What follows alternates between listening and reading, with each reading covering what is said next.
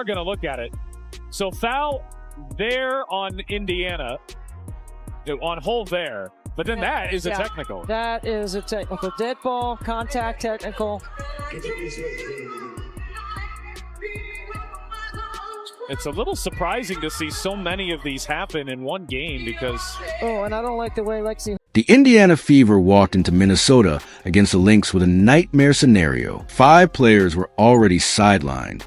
Caitlin Clark, Sophie Cunningham, Khloody Bby, Sydney Colson, and Aerial MacDonald.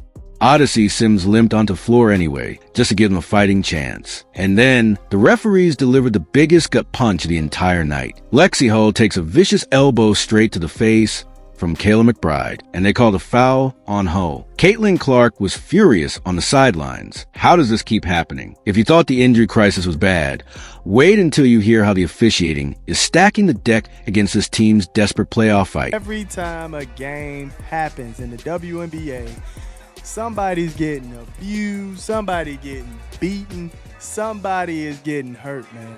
Somebody is getting hurt every game in the WNBA, and they just fail to realize this, fail to have any protocols on stopping the nonsense, man. My goodness. This loss wasn't about a lack of effort. It was about pure survival. Imagine going into a game against one of the league's absolute toughest teams with more than half of your roster completely unavailable. That's not an exaggeration. That was Indiana's reality. Caitlin Clark has been sidelined with a groin injury for over a month now. Sophie Cunningham is out for the season with a devastating MCL tear. Khloody Bby was nursing a serious knee problem. Sydney Colson is done for the year with a torn ACL, and Aerial MacDonald is out for the season with a fractured foot. 5 key players gone.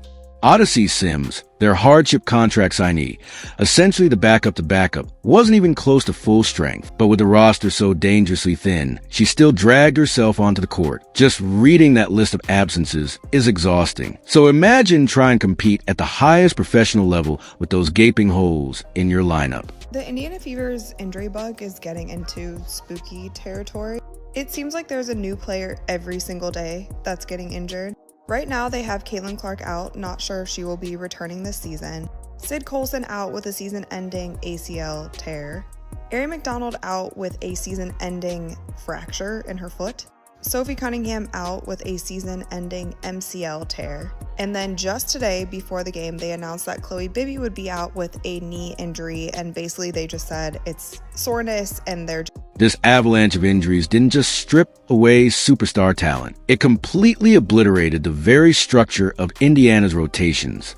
Their entire wing and guard depth vanished overnight, leaving players like Lexie Hull and Kelsey Mitchell carrying a completely impossible load.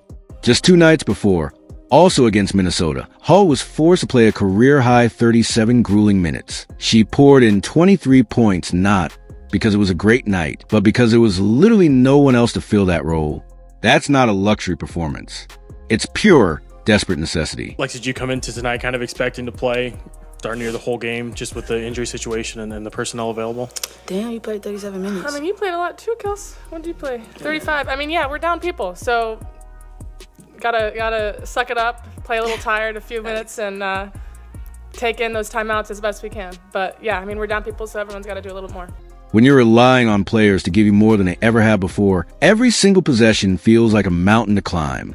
Don't get it twisted. Hull can definitely ball out on any given night, but to ask for heavy minutes from every single starter because there's no bench left, that's a task that breaks most teams. The team's patchwork fixes have come in the form of emergency hardship contracts. Players sign on the fly just to keep them from forfeiting. Shea Petty had barely even unpacked her bags before being thrown directly into fire of the rotation.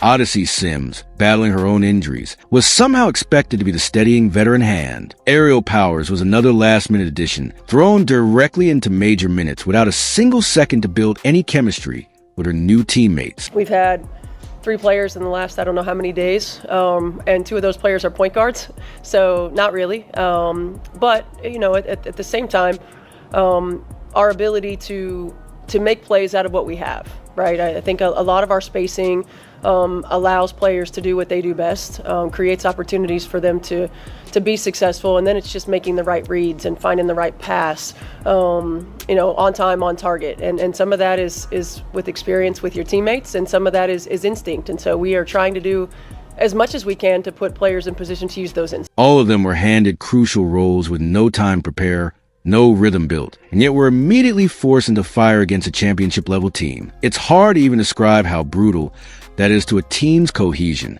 It creates a group of strangers trying to build a language in real time, while elite opponents expertly exploit every single weakness and miscommunication.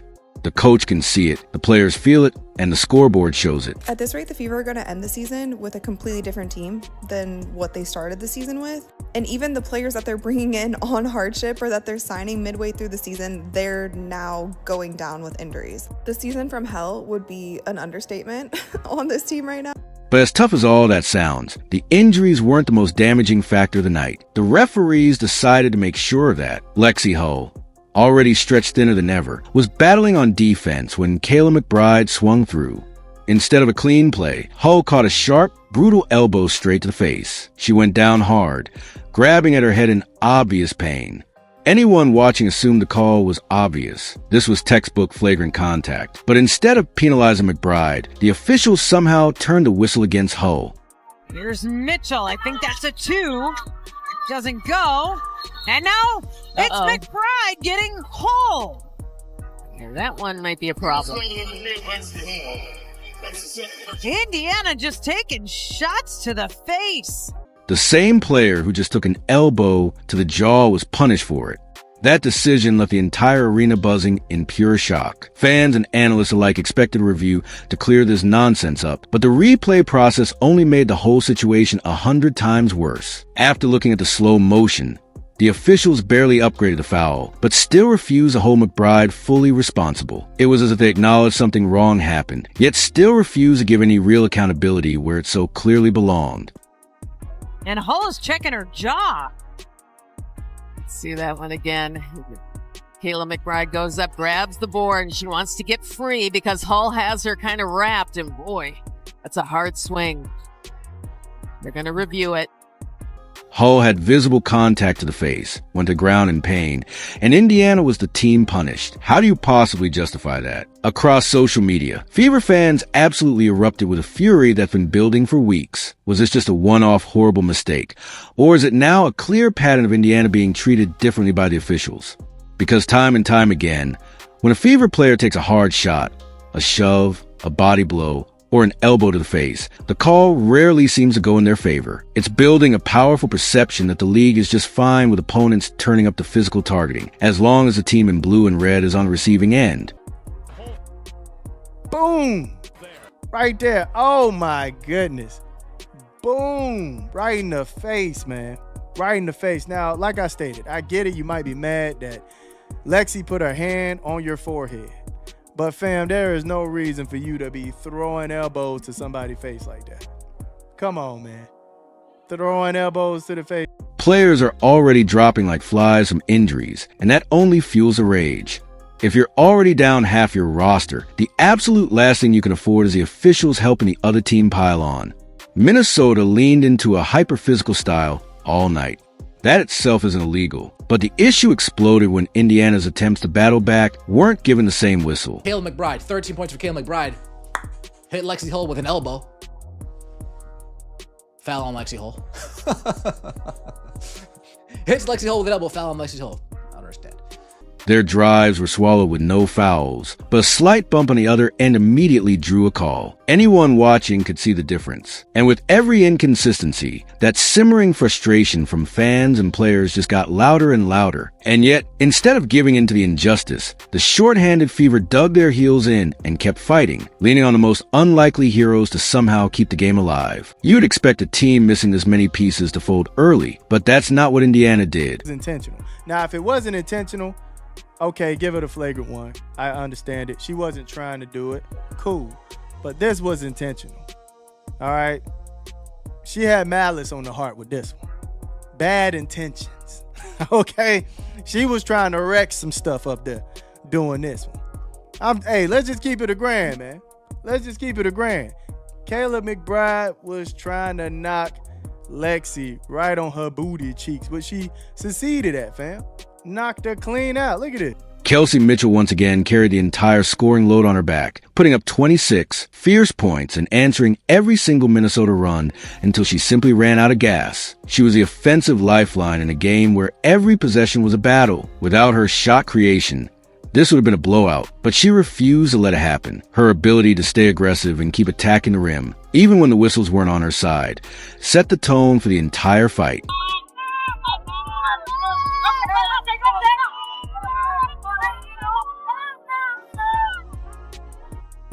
Indiana started this game 9 of 13, but has missed 4 straight until she...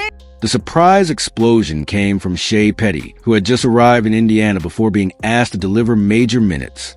You'd expect a hardship signing to take a backseat, but Petty dropped 16 huge points off the bench like she'd been part of the system all year. Coming in cold with no rhythm and still stepping up like that shows exactly how much the Fever needed every single ounce of contribution she had. Dribble. Carrington got a piece of it. Powers gets it back. Second attempt. Up and in. And she's fouled. The basket. And then she's just fighting and battling for her shot. But there's only one person who can truly pull the Fever out of this never-ending disaster. And fans just got their biggest sign yet that she's on her way. Caitlin Clark was in Minnesota, not clear to play yet, but finally back on the practice court moving with her teammates. That sight alone shifted the entire energy around this broken team. After weeks of watching from the sidelines in street clothes, even just walking into shoot-around gave everyone a sense that a real turning point might finally be on the horizon.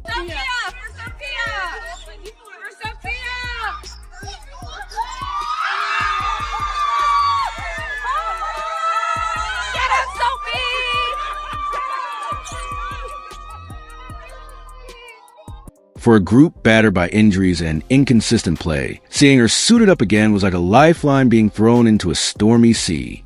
This team needs Caitlin Clark to come back in the worst way possible. The struggles without her have been painfully clear. There's no one orchestrating the offense, no one who naturally pulls defenders out of position and opens the floor for everyone else. Kelsey Mitchell can score in bunches and Aaliyah Boston can anchor the paint, but they aren't true floor generals. When Clark is absent, every possession feels disconnected, like pieces are moving without a clear plan. This team needs Caitlin Clark to come back in the worst way.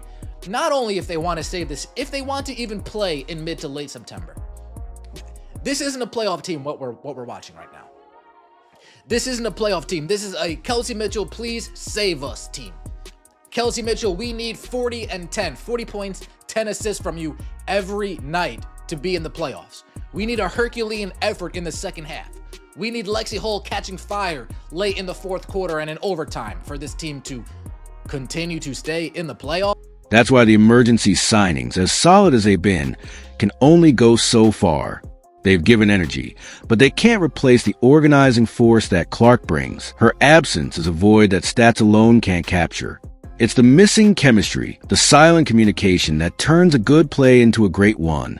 It's the defensive attention that vanishes, allowing opponents to clamp down on Mitchell and crowd the paint against Boston without fear of punishment. Without that gravitational pull that Clark commands the second she crosses half court, the Fever's offensive sets become predictable. They become a series of isolations and forced shots, a far cry from the fluid, unpredictable attacks she engineers. It's the difference between playing a script and improvising a masterpiece.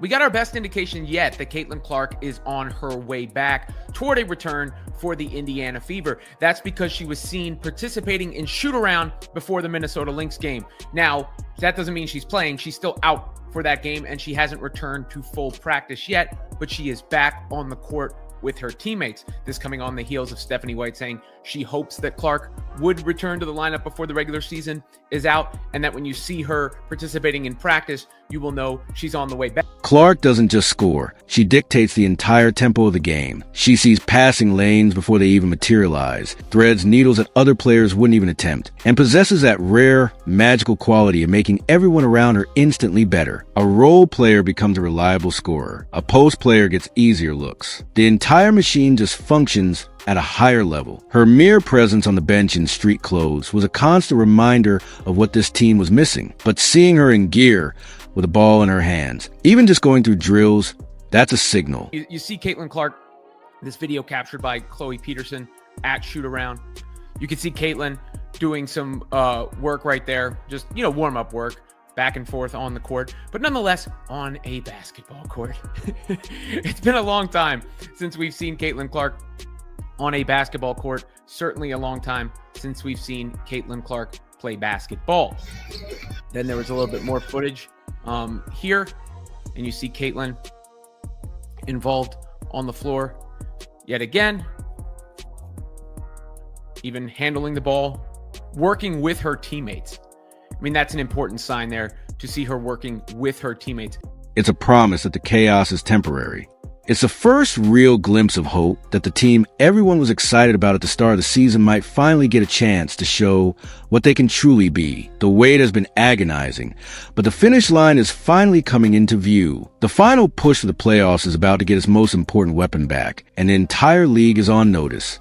What do you think? Is Caitlin Clark the only thing standing between the Fever and a playoff exit? Or can this team find a way to win even without her at full strength? Let me know your take in the comments. And if you're as excited as I am to see her return to the court, make sure you subscribe and hit that like button so you don't miss our next update on this developing story. And that's why her comeback represents so much more than just another injured player returning. It's the difference between this group playing postseason basketball or watching the entire thing from home.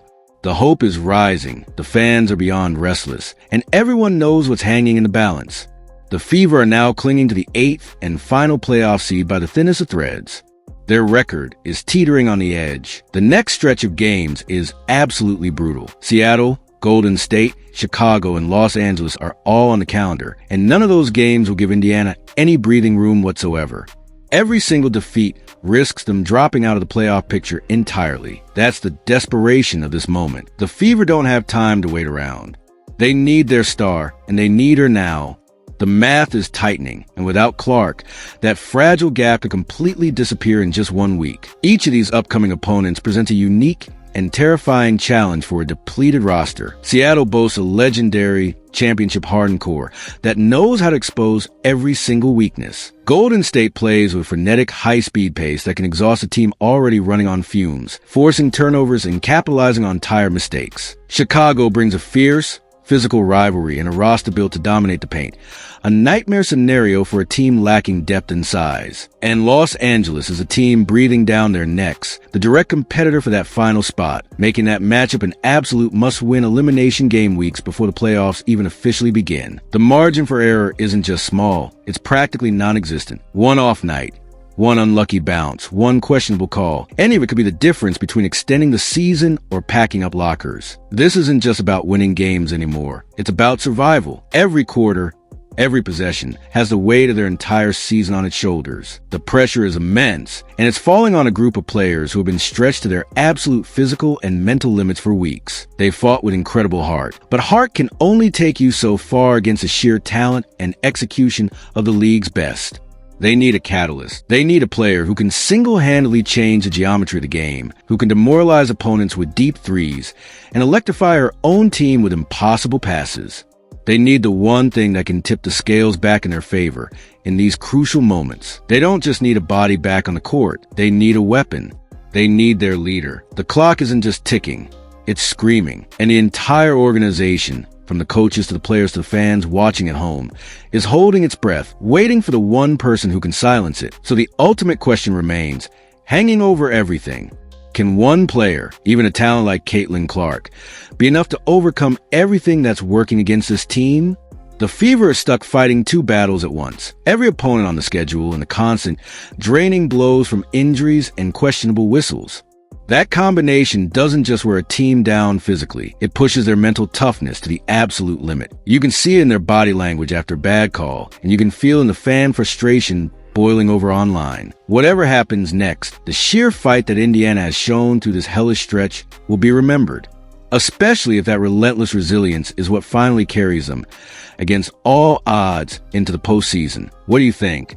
Are the referees intentionally stacking the deck against the Fever, or is it just a run of bad luck? Let me know your honest thoughts in the comments below. I read every single one. And if you want to stay up to date on the latest with Caitlin Clark's return and the Fever's desperate playoff push, make sure you like this video, subscribe to the channel, and hit that notification bell so you never miss an update. Thanks for watching.